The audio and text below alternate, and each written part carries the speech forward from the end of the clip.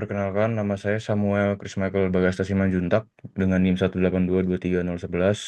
Pada kesempatan kali ini saya ingin menjelaskan tentang ujian tengah semester yang saya buat untuk mata kuliah teknologi sistem terintegrasi. Jadi, saya membuat suatu sistem dengan pendekatan domain driven system atau disebut juga DDD, domain driven design.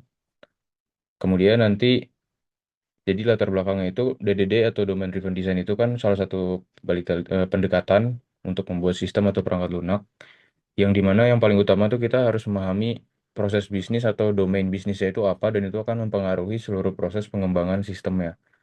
Jadi ini sangat tergantung terhadap kolaborasi antara domain expert, itu biasanya orang dengan keterampilan khusus di bidang tertentu, dan juga pihak developer yang ingin mengembangkan sistemnya. Setiap model itu harus ada aspek realitasnya, yang dimana setiap model harus dibuat semendekati mungkin dengan realitas bisnis yang terjadi di sistem yang akan dibuat. Nah, saya melihat dalam bidang pendidikan itu perkembangan teknologi itu sangat maju, sangat cepat, dan itu mempengaruhi semua cara pengajarannya, penyebaran materi, pengerjaan ujian atau kuis, pemberian tugas, dan juga interaksi antara pengajar dan pelajar itu sudah jauh berbeda dengan adanya teknologi. Maka solusi yang saya buat adalah saya membuat suatu sistem seperti Learning Management System atau LMS, yang itu dibuat untuk mahasiswa belajar materi-materi yang ada di dalam perkuliahan yang tentunya lebih fleksibel, bisa diakses kapan saja, dan juga akses materinya tidak terbatas. Nah, beberapa masalah timbul dalam proses pengembangan ini, yaitu developer pasti kesulitan untuk menghubungkan semua domain yang ada di dalamnya. Kemudian, biasanya itu sulit untuk melakukan integrasi dengan sistem lain. Sebagai contoh, ketika ingin melakukan Meet, kita idealnya melakukan integrasi dengan Zoom atau Google Meet, atau untuk penjadwalan bisa dengan Google Calendar. Akan tetapi itu sulit untuk dilakukan. Kemudian, sistem juga harus selalu memenuhi kebutuhan dari institusinya gitu. Maka dengan pendekatan domain driven design ini itu mengurangi kompleksitas terutama dari sisi teknis dan pengembangannya itu bisa fokus ke proses bisnis atau domain bisnis yang ada di sistem yang dibuat. Jadi itu salah satu keuntungan utama dari pendekatan ini. Kemudian dari learning management system ini itu ada domain inti atau core domainnya. Saya hanya menentukan cukup dua saja, yaitu ada course dan juga learning process management. Secara garis besar, course itu terkait dengan materi-materi disimpan ke dalam learning management sistemnya, dan learning process management itu seperti bagaimana interaksi antara pengajar dan juga mahasiswa yang menggunakan sistem ini, dan juga proses-proses lain seperti pengerjaan tugas, ujian, atau kuis. Dan domain ini itu menangani beberapa proses. Salah satunya ada pengelolaan course tadi, kemudian pendaftaran mahasiswa bagaimana, penyampaian materinya, kemudian dan yang terpenting juga itu pelacakan progres dari mahasiswanya. Kenapa domain intinya ini? Yang pertama, ini merepresentasikan domain bisnis utamanya yang ada di dalam sistem. Kedua, ini mencakup semua relasi entitas yang ada. Contoh, seperti ada entitas course, modul enrollment, dan ada logika bisnis juga. Logika bisnis di sini itu mengacu ke misalkan untuk menentukan status kelulusan setiap course atau bobot dari nilai dari course yang ada di learning management system atau di status progres setiap mahasiswa di course tertentu. Dan kemudian domain ini tuh membuat sistem yang dibuat itu tetap modular, dan dengan itu modular itu nanti akan mudah untuk di maintenance, dan sistem ini juga akan lebih mudah untuk terintegrasi dengan sistem-sistem lainnya. Domain inti ini juga sangat adaptif, karena nanti akan ada learning analytics, itu melakukan analisis terhadap mahasiswanya, dan juga nanti ada sistem rekomendasi course, itu nanti menyesuaikan kebutuhan mahasiswanya. Jadi dengan performa mahasiswa dalam learning management system itu akan diberikan rekomendasi materi-materi apa atau course apa yang seharusnya atau selanjutnya diambil oleh mahasiswa tersebut. Nah, kemudian untuk subdomain itu ada beberapa di sini. Saya menentukan 4 subdomain. Yang pertama tadi course management, itu kalau diklasifikasikan ke jenis subdomain termasuk ke core subdomain.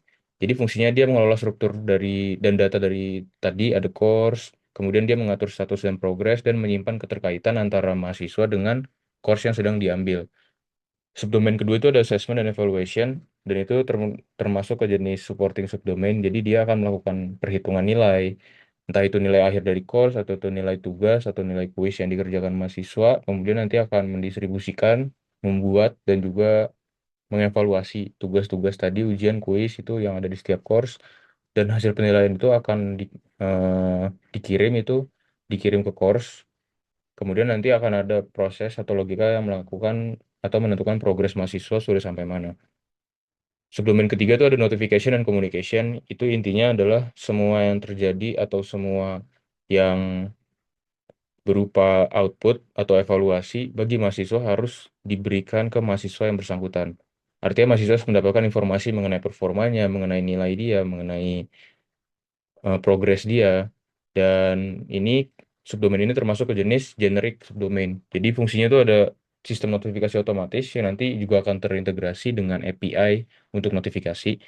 Jadi di notifikasi ini ada pengingat, ada juga tadi memberikan hasil evaluasi, atau mungkin juga ada pembayaran yang harus dilakukan, atau target belajar harian, dan masih banyak lagi.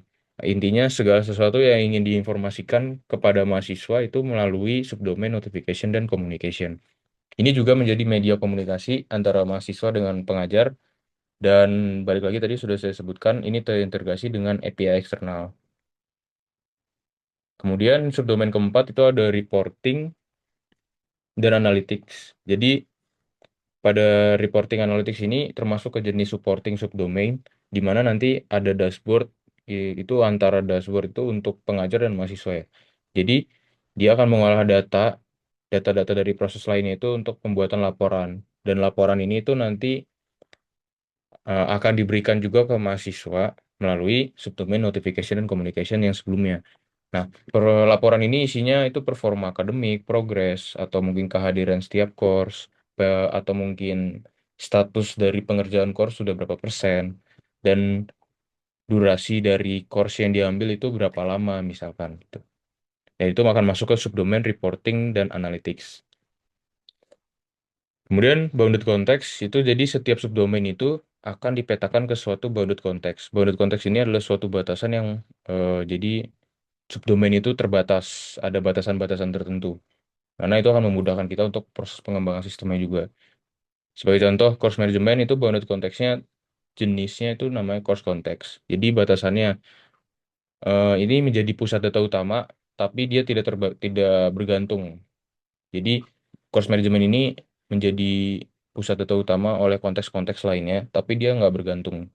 Kemudian dia juga tidak boleh mengirimkan notifikasi secara langsung. Semua notifikasi harus melalui eh, notification dan communication di subdomainnya. Kemudian untuk assessment dan evaluation itu tidak boleh ada struktur data yang khusus. Jadi dia hanya boleh mengambil suatu referensi yang kita buat. Nanti kita akan lihat di entity-entity yang ada ya. Kemudian dia tidak boleh menangani komunikasi atau notifikasi, dan juga nggak boleh langsung mengubah mengubah progres dari mahasiswa. Jadi assessment dan evaluation hanya bertugas membuat atau memberikan evaluasi penilaian terhadap performa mahasiswa di sistem yang udah dibuat atau di learning management system. Kemudian notifikasi itu tidak boleh melakukan perhitungan logika bisnis apapun, entah itu penentuan nilai atau mungkin standar kelulusan segala macam, itu tidak boleh dilakukan di notification dan communication. Hanya boleh menerima event dan juga meneruskan pesannya ke konteks-konteks yang lainnya. Kemudian notification dan communication tidak boleh menyimpan data, terutama data mahasiswa. Kemudian yang terakhir itu ada untuk reporting dan analytics, itu konteksnya namanya analytics konteks. Jadi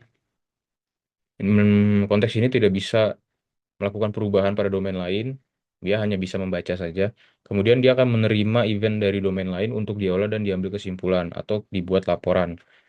Dan tidak boleh juga menyimpan data mahasiswa terutama yang sifatnya sensitif. Oke, jadi ini adalah domain model desain yang dibuat. Diagramnya ini beberapa entity dan juga value objeknya. Kalau course tadi itu untuk isinya materi, course-nya, course ID, course title, judulnya apa, kemudian materi tentang apa, instrukturnya dan siapa. Nanti bisa menambah modul di dalam course atau menguranginya, kemudian bisa juga enroll student atau mengassign seorang mahasiswa ke course tertentu gitu. Dan ini nanti berhubungan dengan modul dan enrollment. Enrollment ini intinya adalah hubungan antara mahasiswa dengan course. Jadi enrollment ID, student ID, course ID. Itu yang referensi yang paling utama. Kemudian akan ada progress dan status, di mana progres seorang mahasiswa di course tertentu akan disimpan di entity enrollment. Kemudian di modul itu nanti berupa modul. Jadi dalam course akan berisi sekumpulan modul dan setiap modul itu berupa materi terkait dengan materi-materi yang ada di course tersebut. Jadi ada modul ID, judulnya, kemudian durasi modulnya berapa lama. Kemudian ada juga apabila ada konten yang ingin disisipkan berupa foto, PDF, atau video itu akan bisa melalui konten URL. Dan untuk value object di course itu ada course title-nya, value object di enrollment ada statusnya seperti apa tadi, status mahasiswa, dan value object di modul akan ada duration, di mana duration itu nanti berapa jam atau berapa minggu. Dan untuk value object di enrollment itu juga ada progress, di mana progress itu dihitung dari berapa modul yang sudah selesai, total modulnya sudah ada berapa, kemudian nanti akan dihitung persentasenya. Untuk entity yang terakhir itu ada student atau mahasiswa, di mana nanti itu ada setiap mahasiswa punya ID unik dan nanti akan terdiri dari identitasnya berupa nama, email, dan statusnya seperti apa, apakah masih masih aktif atau tidak, gitu. Kemudian dari desain ini kita akan bisa menentukan yang pertama ini tadi ya, entity, value object sudah. Nah, ini adalah penjelasan relasinya. Jadi satu kursus bisa banyak modul atau satu course bisa banyak modul dan jika course-nya dihapus, modulnya juga harus ikut hilang. Makanya relasinya saya buat composition. Kemudian kursus itu mengelola banyak pendaftaran mahasiswa dan jika kursusnya dihapus, data enrollment-nya itu masih bisa disimpan untuk sebagai arsip gitu. Sehingga hubungannya menjadi agregasi. Enrollment dan student. Jadi setiap pendaftaran itu milik satu orang mahasiswa dan mahasiswa itu bisa memiliki banyak enrollment. Artinya bisa terhubung dengan banyak course ya. Artinya association. Nah, ini untuk value object semuanya composition karena kalau course dengan course title itu, course title adalah bagian dari course dan dia itu nggak bisa berdiri sendiri. Dia butuh course untuk bisa exist.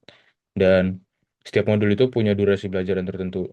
Kemudian kemajuan belajar tersimpan sebagai bagian dari data enrollment dan kalau dengan status itu, status pembelajaran itu bagian dari data enrollment juga. Oke, jadi dengan proses penerapan atau pengembangan sistem learning management system ini, dengan pendekatan domain driven design tentunya, ini tidak langsung mengutamakan fitur-fitur teknis ya. Artinya di awal saya tidak langsung menentukan fitur teknis apa yang ingin saya buat di sistem ini, tapi saya memahami terlebih dahulu learning management system itu ada memiliki domain bisnisnya apa dan akan terjadi proses yang seperti apa. Maka yang pertama adalah menentukan domain bisnis.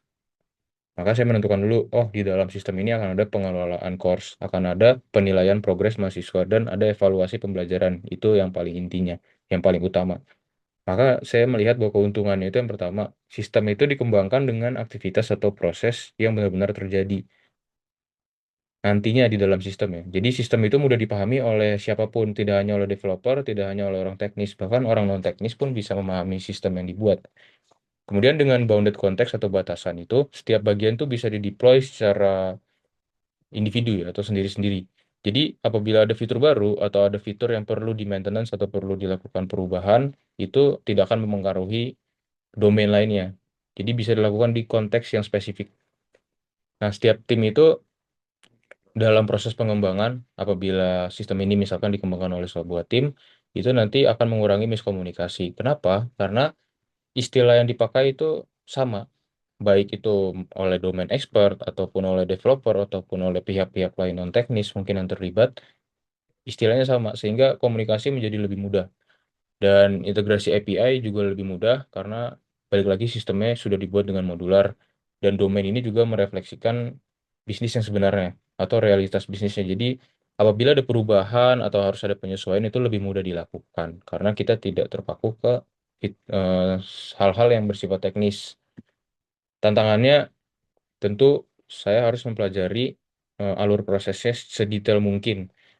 Kemudian butuh koordinasi yang bagus antara bounded konteks batasan itu yang hanya melalui event saja. Jadi desain integrasinya itu harus dibuat dengan hati-hati juga. Kemudian untuk pendekatan DDD atau Domain Driven Design ini punya banyak sekali framework yang digunakan. Dan setiap framework itu harus tepat guna. Maka saya harus memahami terlebih dahulu framework mana yang harus dipakai untuk proses pengembangan sistem.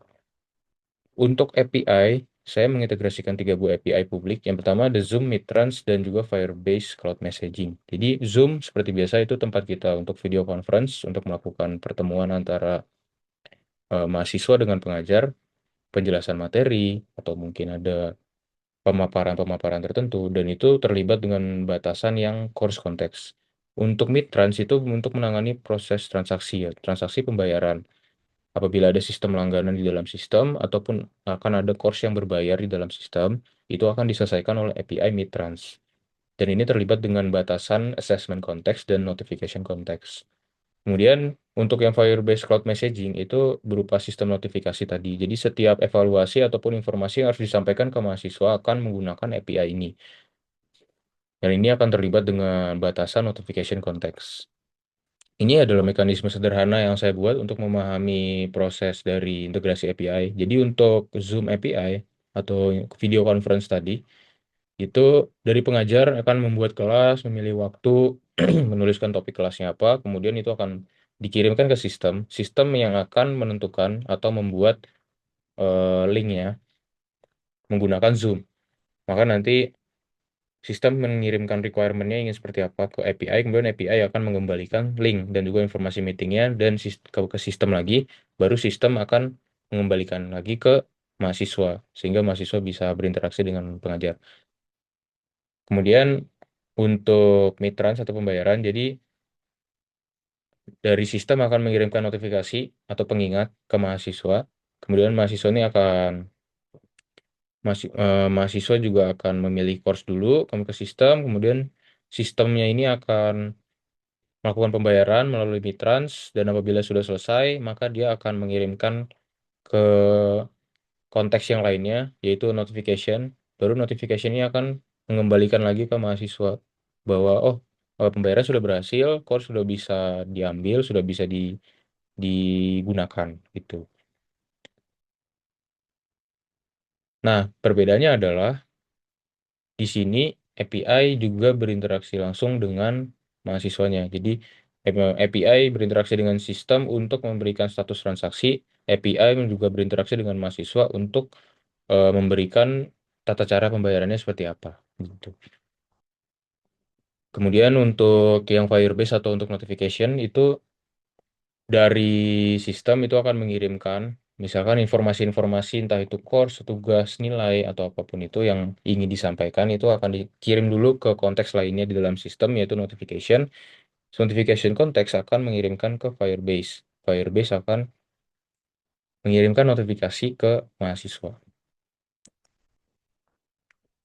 Oke, jadi berdasarkan bounded konteks yang sudah saya buat, ada skenario bisnis yang bisa dibuat ya. Jadi konteks yang paling sering berinteraksi satu sama lain adalah assessment dan course. Karena hasil penilaian dari assessment itu akan mempengaruhi progres dan status yang ada di course. Jadi skenarionya adalah pembuatan progres dan juga status dari course itu, tapi secara real time melalui perhitungan nilai ujian akhir. Jadi setiap course itu akan punya satu ujian di akhir dan alur kerjanya adalah aktivitas ujian ini kan akan ada di assessment konteks. Kemudian nanti akan ada penilaian akhir dan sistem akan menerapkan standar kelulusan. Apabila memenuhi standar, maka asesmen konteks akan memberitahu course konteks bahwa status dari course itu sudah berubah menjadi selesai atau lulus. Kemudian course konteks itu menggunakan notification konteks untuk memberitahu mahasiswa bahwa course sudah selesai. Ataupun kalaupun course misalkan tidak selesai, yang dimana artinya nilai ujiannya tidak memenuhi standar kelulusan, maka notification konteks juga tetap akan memberitahu mahasiswa. Jadi interaksi ini bersifat real time.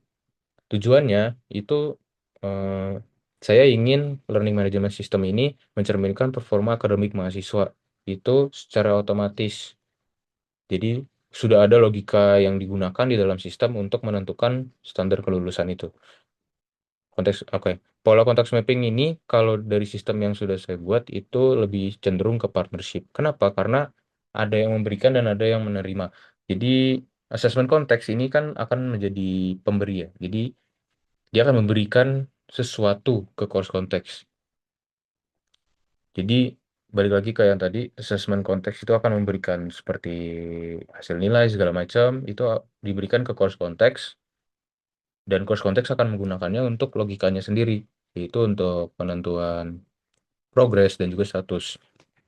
Nah, tapi bedanya di sini, apabila pun tidak ada course konteks, assessment konteks akan tetap bisa berjalan dengan sendirinya. Tuh. Jadi, kenapa cenderung ke partnership? Karena tadi arah ketergantungannya itu sudah sangat jelas. Assessment konteks memberikan data ke course konteks. Kemudian, assessment konteks bisa modifikasi logika perhitungan. Jadi, dia bisa melakukan perubahan ataupun mungkin nanti ada maintenance dan itu tidak akan mengganggu kinerja dari course konteks. Kemudian pola ini memastikan course konteks itu fokus ke progres saja. Jadi dia tidak perlu memikirkan logika penilaiannya bagaimana. Dia sudah punya tugasnya sendiri. Nah, untuk memfasilitasi interaksi tadi, nama domain event yang sesuai itu adalah namanya grade calculated, atau intinya untuk menghitung eh, nilai ya. Jadi event ini tuh akan dikirimkan oleh asesmen konteks setiap kali proses perhitungan nilai untuk mahasiswa telah selesai. Dan ini domain domain event yang ini itu memberitahu konteks lain bahwa hasil ujian sudah dihitung, sudah ada nilainya, dan itu nanti bisa digunakan oleh konteks-konteks lainnya. Untuk struktur datanya yang saya usulkan itu ada beberapa atribut.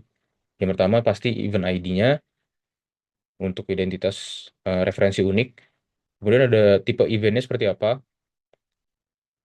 Kemudian ada student yang terlibat menggunakan referensinya student ID. Course-nya apa menggunakan referensinya course ID, dan assessment-nya apa, atau ini ujian atau setiap ujian yang sudah di grade itu akan diidentifikasi dengan ID yang unik namanya assessment ID. Nah, kemudian nilai itu sendiri, nilai ujiannya itu tipe data float, dan grade-nya apa. Jadi dengan ada logika juga yang menentukan dengan skor tertentu, dengan nilai tertentu itu akan termasuk ke grade apa. Di mana grade ini menggunakan karakter ya. Seperti biasa A, B, C, D, dan E. Dan akan ada status juga. Statusnya di sini berupa atribut namanya is passed. Jadi dengan logika standar kelulusan tadi itu akan menentukan apakah mahasiswa ini lulus atau tidak. Gitu.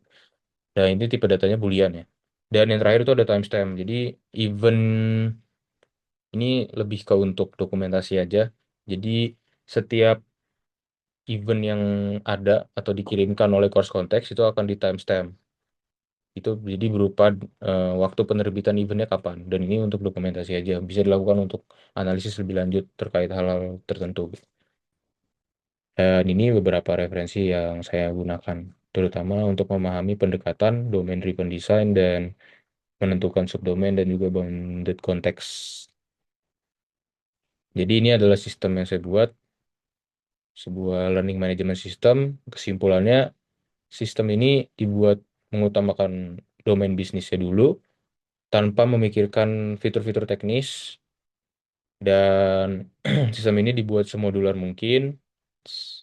Setiap domain bisa bisa di maintenance tanpa harus mengganggu kinerja satu sama lain.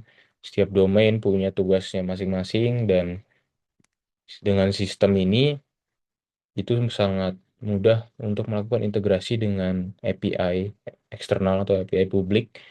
Tidak hanya 3 API yang sudah saya integrasikan, tapi masih banyak API-API lain yang bisa digunakan. Dan dengan sistem yang semodular ini sangat mudah untuk melakukan integrasi dengan sistem lain. Sekian dari penjelasan mengenai sistem yang saya buat. Terima kasih.